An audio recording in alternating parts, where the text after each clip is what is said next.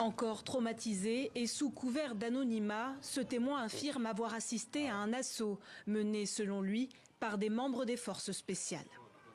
C'était vers 19h20. 19h20, lors de la prière, on commençait direct à tirer, sans retarder, avec les armes lourdes, les armes de guerre. Ils ont commencé à tirer.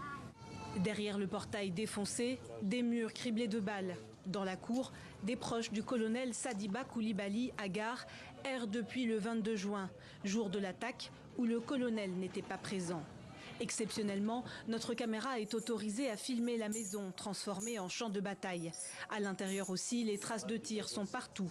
Valises éventrées, tenues militaires et écussons au sol. Pourquoi une telle violence? Qui était visé par cette attaque? Autant de questions qui hantent les proches du défunt, ex-figure de la junte du CNRD. Aujourd'hui, nous avons tous peur. Moi-même, personnellement, j'ai peur de ma vie. Toute la famille a peur. Si on avait un moyen de s'échapper, de quitter ici, on allait le faire aujourd'hui.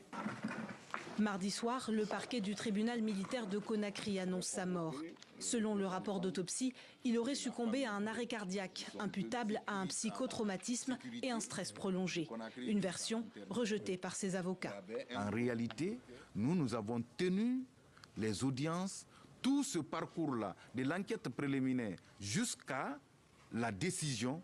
Notre client se portait bien. Quand je dis bien, très bien aussi. Le barreau a instruit à ce que les enquêtes soient approfondies. Le barreau a instruit à ce que les causes soient déterminées. Mi-juin, le colonel Koulibaly avait été condamné par le tribunal militaire de Conakry à 5 ans de prison ferme pour désertion et détention illégale d'armes. Le 22 juin, il était détenu dans un lieu tenu secret. Alors la société civile aussi s'interroge, est-ce vraiment une mort naturelle?